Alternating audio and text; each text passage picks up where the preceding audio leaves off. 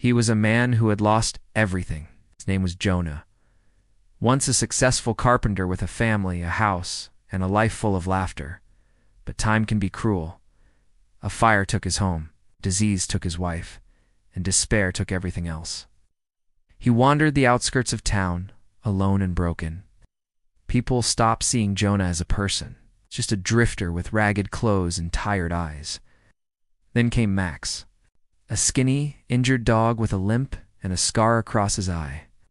They found each other one cold morning near a trash bin behind an old diner. Jonah was searching for food. Max was looking for warmth. Neither had anything, except the instinct to survive. Jonah looked into Max's eyes and saw something he had unseen in a long time. Hope, silent, but alive. He wrapped the dog in his coat.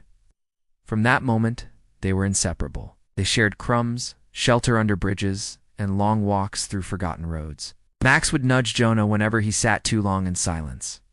Jonah would whisper stories to Max as if he were speaking to an old friend.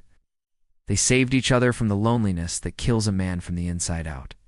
One night, as snow fell heavy, Jonah found Max shivering, breathing faintly. He rushed to a nearby clinic and begged them to help. The vet looked at Jonah's torn clothes and said, "I'm sorry, we can't treat animals without payment." Jonah stood there, holding Max like a child, tears freezing on his cheeks. "He's all I have," he whispered. A young nurse overheard. Without saying a word, she took Max and said, "I'll take care of him." Jonah slept outside the clinic for 2 nights, waiting. Max survived. That day, the nurse brought out warm food for Jonah. She asked, "What's your story?"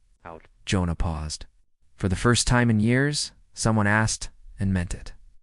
He spoke, and that conversation changed everything. The nurse connected Jonah to a local shelter. The shelter connected him to a woodworking program.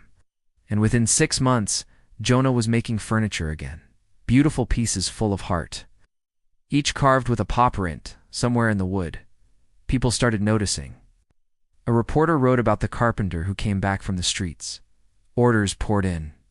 But Jonah remained humble. Max, now healthy, would sit beside him every day in the workshop, tail wagging, eyes full of peace. Jonah often said, "I rescued him once." But really, he rescued me 1,000 times over. Years later, Jonah started a foundation, Max's Hope, to provide free veterinary care for homeless people with pets, because love doesn't need a roof, just needs a reason. Jonah and Max grew old together. One man, one dog. 2 broken souls who found each other and built something whole. And when Max finally passed away, peacefully in his sleep, Jonah carved a bench in the park where they used to walk. On the backrest, it read, "Some angels don't have wings, they have paws." So if you ever feel lost, forgotten, or broken, remember this.